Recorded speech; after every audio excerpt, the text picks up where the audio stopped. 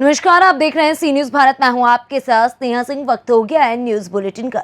इस बुलेटिन में हम जानेंगे कहां अज्ञात कारणों के चलते घरों में लगी आग, कहां के भावी जिला पार्षद प्रत्याशी अताउल्ला अंसारी ने किया जनसंपर्क अभियान। ऐसी तमाम खबरों पर विस्तार से करेंगे चर्चा। तो चलिए शुरू करते हैं खबरों का सिलसिला। बाबूरही प्रखंड के चौराही पंचायत के वार्ड नंबर 8 के मोहम्मद जियाउद्दीन अंसारी के घंटों में आई करोड़ों रुपए के साइबर अपराधी ने मिनटों में उड़ा लिया। जियाउद्दीन चेन्नई का क्या कुछ कहना है, आइए आपको सुनवाते हैं विस्तार से। आजमाए तो सही मगर 1 करोड़ फंसने के बाद मेरा किस्मत ही बेकार हो गया। कितने तारीख को टीम लगाई थी? 28 तारीख को। कौन कौन सी टीम की खेल हो रही दिल्ली थी? कलकत्ता। दिल्ली और कलकत्ता। तो दिल्ली और कलकत्ता के टीम में आपने कितने से पार्टिसिपेट किया था? 6। नहीं, कितने पैसे लगाए थे आपने? 234 रुपये। 234 की एक टीम लगाई थी कि अलग अलग टीम लगाई? टीम लगाई थी। तो जिसमें आप विनर हुए थे वो कितने की टीम थी? 39 रुपये। 39 रुपये की टीम थी। तो जितने खेल खत्म होने के बाद आपके वॉलेट में कितना पैसा आया? 1 करोड़ आया था। 1 करोड़ आया था। तो फिर क्या हुआ आपके साथ? 10 मिनट के बाद टैक्स काट के 30 लाख 70 लाख वॉलेट में पड़ा हुआ था। 70 लाख रुपये पड़ा हुआ था। तो फिर क्या हुआ आपके साथ? पैसे मिले आपको? पैसे तो नहीं मिले। क्यों? मेरे पास अकाउंट नहीं था, इसीलिए नहीं कर पाया। अपनी सारी घटना बताइए आप। क्या हुआ आपके साथ? मैं एयरपोर्ट के लिए रवाना हुआ था। मेरे पास एक अनजान नंबर से फ़ोन आया। जी। फोन के बाद बोला वो वहीं से कितना कर दें, इसीलिए मैं डर गया। यानी कि जब आपने टीम में पार्टिसिपेट किया उसके बाद जो आपके अकाउंट में पैसे आए उसके बाद आपने क्या किया कि अपने घर के लिए चल दिए वहाँ से? जी। तो फिर क्या एयरपोर्ट पे कॉल आया आपको? एयरपोर्ट पर कॉल आने के बाद मुझे बोला तुम OTP नंबर बताओ, नहीं तो तुम्हें वहीं से किडनैप कर लिया जाएगा। तो मैं इसीलिए डर के मारे दे दिया उसे। कौन सी एयरपोर्ट? OTP दे 2 तारीख को मेरा पैसा विड्रॉल। तो ये देख सकते हैं आपके Dream11 में टीम लगाते हैं, भाग आजमाते हैं और उसके बाद इसकी जीत होती है 1 करोड़ रुपए की। पहले स्थान पे आते हैं और इसके बाद ये अपने घर को चल देते हैं। चेन्नई में काम करते हैं, दस्ताना का काम करते हैं और एयरपोर्ट पे आते ही इनको एक अनजान नंबर से कॉल आती है जिसमें इसे बताया जाता है कि तुम OTP बताओ, अगर तुम OTP नहीं बताते हो तो हम तुम्हें वहीं से उठा लेंगे। तो जियाउद्दीन साहब ने डर के मारे OTP बताया और उसके कारण इसके मोबाइल नंबर को हैक कर लिया गया और इसके अकाउंट से पैसे अब वापस इनको नहीं मिले। मधुबनी से सी न्यूज संवाददाता इजहार की रिपोर्ट। झांसी में अज्ञात कारणों के चलते घरों में लगी आग, हजारों का सामान जलकर राख हुआ। वहीं मौके पर पहुंची दमकल की गाड़ी ने कड़ी मशक्कत के बाद आग पर काबू पाया।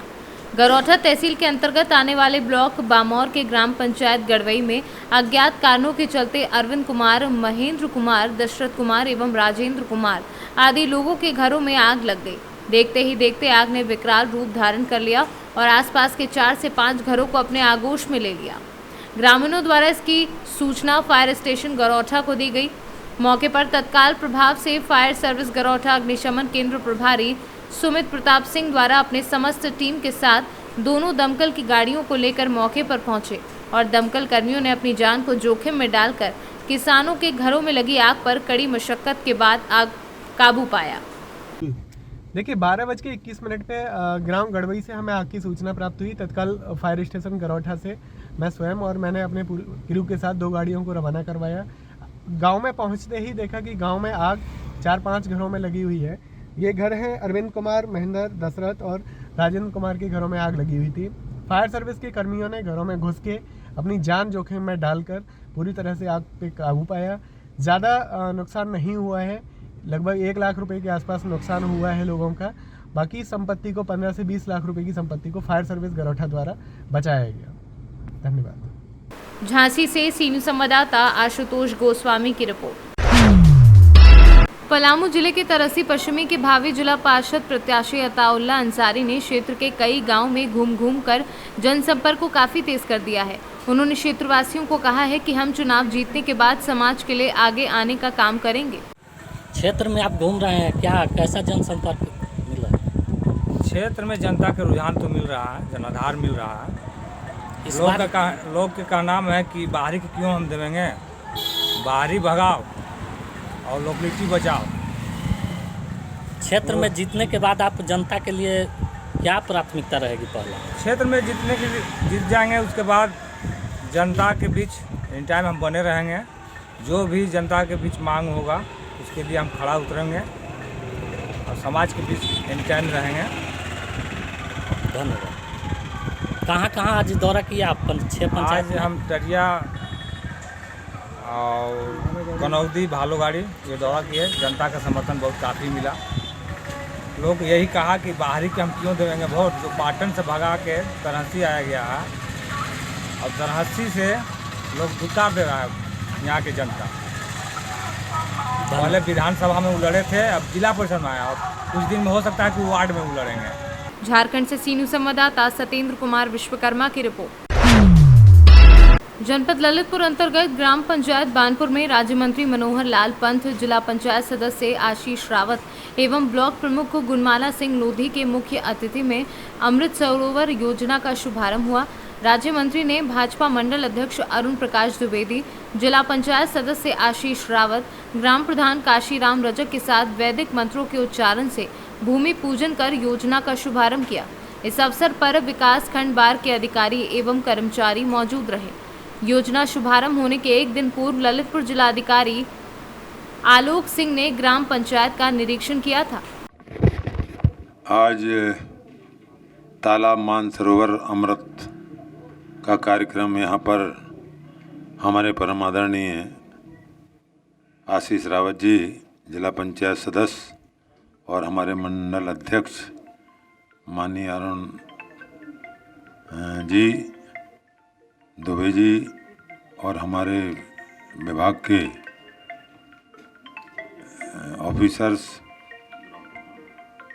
एवं ग्राम प्रधान एवं हमारे जो इस गांव के शहरिया समाज के जो मनरेगा के काम करने वाले श्रमिक भाई यहाँ पर पधारे हैं। ये तालाब का जल भराव हेतु जो जल नीचे के सतह में जा रहा है, इसका संरक्षण करने के लिए जल तालाब के अंदर अमृत एक तरीके से इकट्ठा होगा और ये जल जो हैंडपंपों में कमियां हैं होती जा रही हैं, जल की सतह नीची होती जा रही है, तो इससे सतह बहुत काफ़ी ऊपर आ जाएगी और पूरे उत्तर प्रदेश में इस जल अमृत धारा का काम तालाबों में किया जा रहा है, जिससे हमारे गरीब लोगों के लिए पानी की भी व्यवस्था रहेगी और इससे सिंचाई का भी साधन बनेगा और सुंदरीकरण भी होगा और एक घूमने के लिए एक अच्छा वातावरण हो जाएगा। इससे पूरे प्रदेश में जो पानी की समस्या बनी हुई है, ये तालाब के द्वारा पूर्ण किया जा रहा है और हमारे माननीय उत्तर प्रदेश के मुख्यमंत्री योगी आदित्यनाथ जी के द्वारा जल की जो पाइपलाइन डाली जा रही है, वो हर घर जल नल योजना के द्वारा सभी को पानी की आवश्यकता होती है। उससे सभी ग्रामों को पानी दिया जा रहा है पूरे उत्तर बुंदेलखंड में, इसका भी सब लाभ मिलता है। और जल ही एक बड़ी महान शक्ति होती है जो इंसान के लिए आवश्यकता पड़ती है, जानवरों को आवश्यकता पड़ती है। ये सब उससे सभी का मन शांत होता है। ललितपुर से सीनू संवाददाता राजेंद्र श्रीवास्तव की रिपोर्ट। लखनऊ के सरोजनी नगर तहसील क्षेत्र के थाना काकोरी के अंतर्गत ग्राम बिलवा में प्रधान व लेखपाल एवं दबंग भूमाफियाओं की मिलीभगत से करोड़ों रुपए लेकर कर दिया गया 4 गाह की जमीन पर अवैध कब्जा। वहीं ग्रामीणों का कहना है कि लेखपाल व प्रधान को बार बार अवगत कराने पर भी भूमाफियाओं के खिलाफ कोई कार्रवाई नहीं की गई है, बल्कि इससे चलते उल्टा 4 गाह की जमीन खसरा संख्या 137/1 जो कि पशु चर में दर्ज है, लगभग 13 बीघा एवं पूजा वाले तालाब पर करा दिया गया अवैध रूप से कब्जा। वहीं ग्रामीणों का कहना है कि डीएम, एडीएम और एसडीएम को भी इससे पहले लिखित रूप में इस मामले में सूचना दी गई है, लेकिन कोई कार्रवाई नहीं की जा रही है। आज यहाँ पे ये जो धरना दिया जा रहा है किस बात को लेकर के दिया जा रहा है? ये प्रधान और लेखपाल की मिली भगत से हमारे पश्चर ज़मीन को अवैध रूप से बाउंड्री कर लिया गया है। नहीं तो ये कभी सूचना कहीं पे दी गई है कि ये पश्चर जमीन को जो है कब्जा किया गया है? लगभग 10 दिन पहले एडीएम साहब को दिया गया था, लिखित में उनको जानकारी भी दी गई थी। लेखपाल और तहसीलदार को भी बार बार फ़ोन करके भी जानकारी दे रहे थे, लेकिन इसके बावजूद भी कोई कार्रवाई नहीं हुई है। आज देख रहे हैं कि आप चारों तरफ से हमारे पश्चर में बाउंड्री कर ली गई है। तो ये मामला कहाँ का है? ये सरोजी नगर के अंतर्गत आता है, ग्राम बेलवा। प्रधान कौन है, क्या नाम है प्रधान का? प्रधान है विद्यावती। विद्यावती। तो आपने जो शिकायत की है को बार? प्रधान से शिकायत की, लेकिन उन्होंने टाल मटोल बातें करते रहे, कोई सटीक जानकारी नहीं दिया। लखनऊ से सी न्यूज़ संवाददाता विवेक राय की रिपोर्ट। वर्तमान की लाइफस्टाइल के कारण जोड़ों में दर्द की समस्याएं निरंतर बढ़ रही हैं। समय रहते जोड़ों के दर्द का इलाज कराएं, अन्यथा करानी पड़ेगी सर्जरी।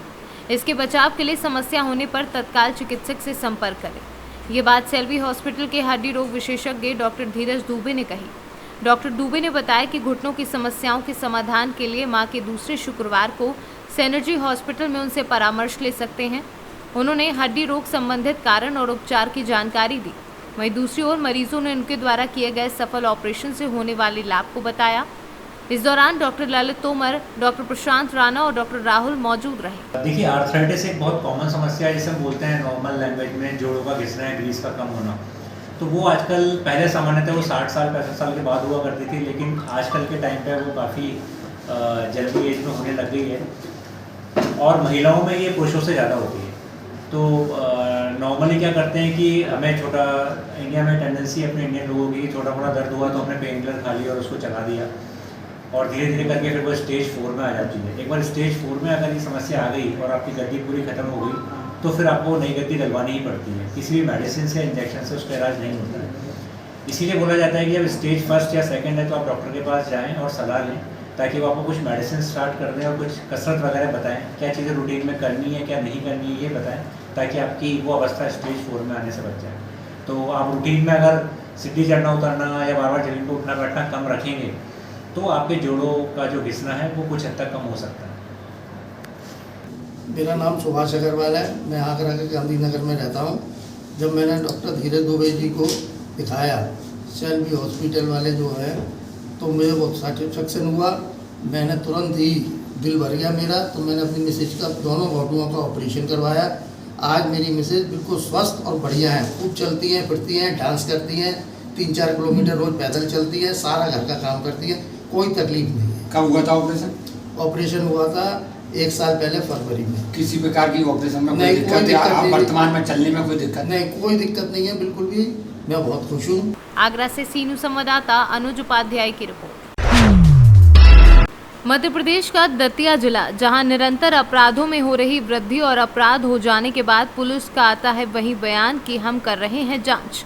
गुरुवार की विगत रात्रि सिविल लाइन थाना क्षेत्र दतिया के झांसी बाईपास पर स्थित भगवती गार्डन में शादी समारोह में बेटी को दिए जाने वाले गहनों पर चोरों ने हाथ साफ कर दिया, जो दर्शाता है कि कहीं न कहीं दतिया पुलिस का अपराधियों के मन में नहीं है कोई डर। बस पुलिस की अगर बात की जाए तो थानों के प्रभारियों का चल रहा है यहाँ से वहाँ करने का सिलसिला। हमारी शादी थी नातिन की देवी भगवती गार्डन से, तो ग्वालियर से बारात आई थी और खाना माना खुआ हमने बारात को, टीका दाओ, टीका के बाद जी लोग ऊपर लेटे थे, 2 जने जो जेवर लाए थे, बैग चोरी चलोगा। कितने जेवर थे? दिन को क्या बोलते जो हिसाब करती 40 मार सोना था, 40 तोला सोना तो जो नहीं को क्या वो है। दतिया से सी न्यूज़ संवाददाता नितिन दांतरे की रिपोर्ट। जनपद हरदोई पुलिस द्वारा गैंगस्टर एक्ट के शातिर अभियुक्त की करीब 6 लाख रुपए की अर्जित संपत्ति को कुर्क करने के संबंध में पुलिस अधीक्षक हरदोई ने दी जानकारी। शातिर अभियुक्त चांद मोहम्मद, जो कि जनपद शाहजहानपुर का रहने वाला है, इसके विरुद्ध इस जनपद में लूट, मर्डर और चोरी के मुकदमे दर्ज थे, जिसके आधार पर इसके विरुद्ध गैंगस्टर एक्ट लगाया गया था। इसकी विवेचना थाना मझिला से की जा रही थी और इसी के क्रम में इसके द्वारा अवैध रूप से अपने आपराधिक कृत्यों से अर्जित एक बोलेरो की आख्या दी गई, जिसको डीएम साहब ने आपराधिक कृत्यों से खरीदा हुआ जाना पाते हुए कुर्क करने का आदेश दिया। आज इसको थाना मझिला पुलिस द्वारा इस बोलेरो को कुर्क कर लिया गया है।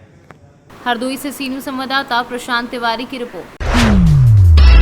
कांसाबेल ब्लॉक के ग्राम पंचायत दोकड़ा में छत्तीसगढ़ विधानसभा के प्रोटेम स्पीकर मंत्री दर्जा प्राप्त श्रीराम पुकार सिंह के हाथों दोकड़ा में नवनिर्मित स्वास्थ्य केंद्र का शुभारंभ किया गया। विधायक राम पुकार सिंह ने कहा कि प्राथमिक स्वास्थ्य केंद्र का लोकार्पण दोकड़ा क्षेत्र के लिए बड़ी सौगात है। छत्तीसगढ़ में कांग्रेस सरकार आने के पश्चात 2 क्षेत्र को बड़ी सौगात मिली है। पत्थलगांव विधायक राम पुकार सिंह ने नवनिर्मित प्राथमिक स्वास्थ्य केंद्र का फीता काटकर लोकार्पण किया। देखिए, क्षेत्र जो है शासकीय प्राथमिक स्वास्थ्य केंद्र दोकड़ा का क्षेत्र बहुत बड़ा है और पिछले 2 साल पहले मैं यहाँ आया था और जहाँ प्राथमिक स्वास्थ्य केंद्र संचालित था वो बहुत इतना छोटा भवन था और उसमें खराब जगह भी नहीं थी। ऐसी स्थिति में मैंने तत्कालीन डॉक्टर साहब और उनसे बात किया और ये महसूस भी किया गया कि इसमें प्राथमिक स्वास्थ्य केंद्र का भवन बनना चाहिए। जमीन पर्याप्त है लेकिन भवन का अभाव है। उसमें क्या क्या सुविधा मिलेगी? तो उसमें प्रयास ये हुआ कि आज ये भवन बनकर 2 साल के अंतराल में बनकर तैयार हो गया। शासकीय प्राथमिक स्वास्थ्य केंद्र में बहुत सुविधाएं होंगी स्वास्थ्य के क्षेत्र में, यहाँ तक कि आपका दवाओं तो मिलेगा ही मिलेगा।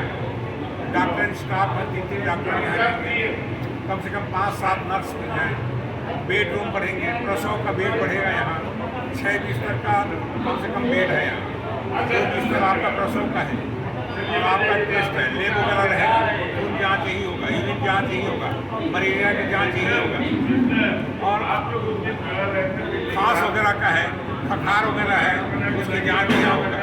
तो यहाँ तकनीकी सेवा देने वाले लोग रहेंगे, इसमें सुविधाएँ होंगी और मैं समझता हूँ कि ये प्राथमिक स्वास्थ्य केंद्र में जितनी सुविधा आम आदमी को मिलना चाहिए वो सब मिलेगा। विधायक जी, यहाँ पे पोस्टमार्टम गृह बना हुआ है मैनी नदी में और आज तक बंद पड़ा हुआ है चिकित्सकों की कमी की वजह से, इस पर क्या पहल करेंगे? पोस्टमार्टम के बारे में मेरे को जानकारी नहीं है, मैं विभाग की जानकारी लेके ही बता पाऊंगा। जसपुर से सीनू संवाददाता संतोष थवाइट की रिपोर्ट। प्रयागराज जिले के मांडा में 3 दिन से लापता युवक का कुएं में शव मिलने से क्षेत्र में सनसनी फैल गई है। घटना को लेकर परिवार के लोगों का बुरा हाल है। वहीं सूचना पर पहुंची पुलिस ने शव को कब्जे में लेकर पोस्टमार्टम के लिए भेज दिया है और मामले में परिजनों ने हत्या की आशंका जताई है। मामले में प्रभारी निरीक्षक का कहना है कि पोस्टमार्टम रिपोर्ट आने के बाद ही मौत का कारण स्पष्ट हो पाएगा। इसके बाद उचित कार्यवाही होगी। प्रयागराज से सीनू संवाददाता मंगला प्रसाद पटेल की रिपोर्ट। पंचायत एवं निकाय चुनाव को लेकर 27% ओबीसी आरक्षण पर मध्य प्रदेश का राजनीतिक माहौल गरमाया हुआ है। कांग्रेस एवं बीजेपी दोनों ही आरक्षण को लेकर ओबीसी वर्ग में अपने वजूद को बचाने में लगी है। इसी के चलते मध्य प्रदेश के दतिया जिले में भिंड दतिया सांसद संध्या राय द्वारा प्रेस कॉन्फ्रेंस कर आरक्षण को लेकर बीजेपी पार्टी की तारीफ की जा रही थी।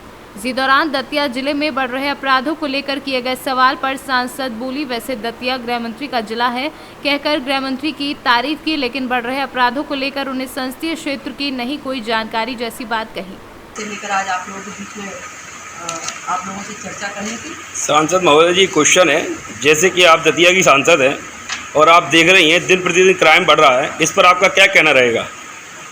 देखिए, हम यहाँ बैठे हैं गृह मंत्री जी के क्षेत्र में बैठे हैं, जो कि दतिया से आपका प्रतिनिधित्व करते हैं और लगातार प्रदेश में इन बिंदुओं को लेकर प्रदेश में भी हमारा अच्छा प्रदर्शन रहा। तो उनकी विधानसभा क्षेत्र में तो मुझे नहीं लग रहा कोई ऐसा विषय, अगर कोई ऐसा विषय तो आप संज्ञान में लाएंगे। नहीं, अभी विगत कुछ दिन पूर्व 9 साल की बच्ची का दुष्कर्म हुआ है और कल रात में ही चोरी हुई है, उस पर क्या कहना रहेगा? पुलिस तो अपना काम कर नहीं पा रही है, आप क्या कहना चाहेंगे इस पर? नहीं, अभी इस प्रकरण में मुझे संज्ञान में बिल्कुल नहीं है, लेकिन मैं जरूर डीएसपी साहब से बात करके इस प्रकरण का संज्ञान जरूर लेती हूँ और कार्रवाई के लिए त्वरित उनको कहूँ। दतिया से सीनू संवाददाता नितिन दांतरे की रिपोर्ट। फिरोजाबाद जिले में तेज चिलचिलाती धूप ने लोगों का हाल बदहाल कर दिया, जिसके कारण लोगों ने अपने घरों से निकलना भी बंद कर दिया। एक तो सूरज ने आसमान से अपनी तेज आग से जनजीवन अस्त व्यस्त कर रखा है, दूसरी ओर भीषण गर्मी भी अपना भयंकर प्रकोप दिखा रही है।